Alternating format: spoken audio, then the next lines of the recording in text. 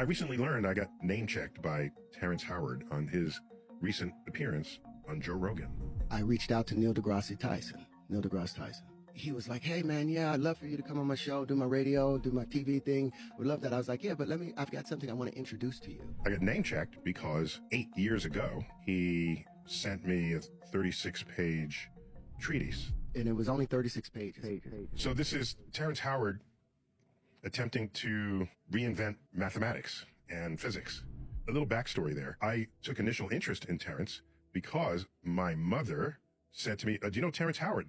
I said, yeah, I know. You mean the actor? She said, yeah. Well, I heard him interviewed on NPR. On there, he said that like when he was a kid, he wanted to be like a scientist and study the universe. I said, well, that's cool. Okay, maybe we'll get him on Star Talk. We love talking to celebrities who have a soft geek underbelly. At the time, I didn't quite know how to get in touch with him, but we met at something called the Upfronts, which is where networks present their next season's TV shows. I saw him at an event up front. And then this came in my inbox. In this particular case, since I basically solicited it from him, I actually spent time reading every line of all 36 pages. And I commented. My comments are in red here.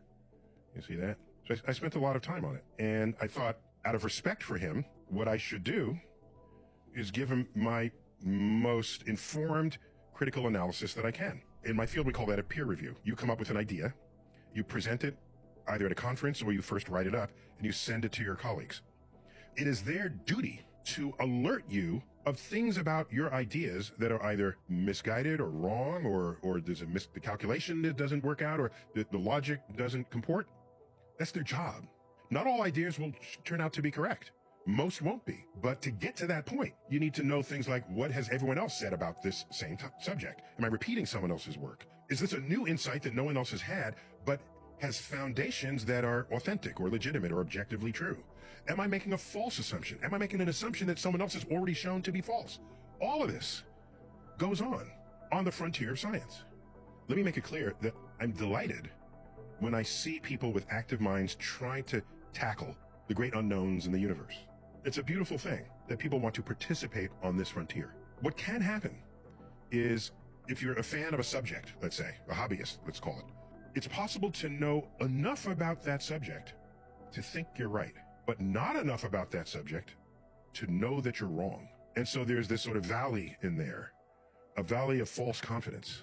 This has been studied by others, and it's called the Dunning-Kruger effect. It's the phenomenon where a little bit of knowledge, you over-assess how much of that subject you actually know.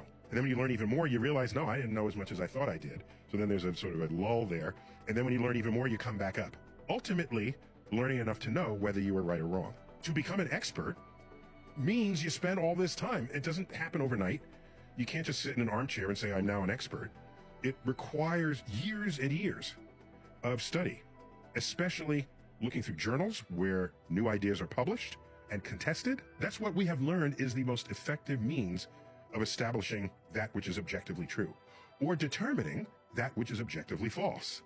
Both of those work hand in hand to move the needle on our understanding of the universe. I'm going to read you just my opening line here. It's titled 1 × 1 = 2. So I lead off by saying, this is an ambitious work that is a clear indication of a restless, active mind. Within these pages, however, there are many assumptions and statements that are underinformed, misinformed, or simply false, thereby compromising or nullifying many of the subsequent conclusions you have drawn. That's exactly what should happen in a peer review, out of respect for one another's intellect. It opens with a quote from Terrence. It can never occur that the square root of a given number, when added to itself, is greater than the initial number squared, for that would expose a loose thread within the fabric of our understanding, a loose thread capable of unraveling the very ground rules of mathematics. That's a bold statement. So then I just say, this opening thesis is false. There are plenty of examples of this that have escaped your attention. His statement is shown to be false for every number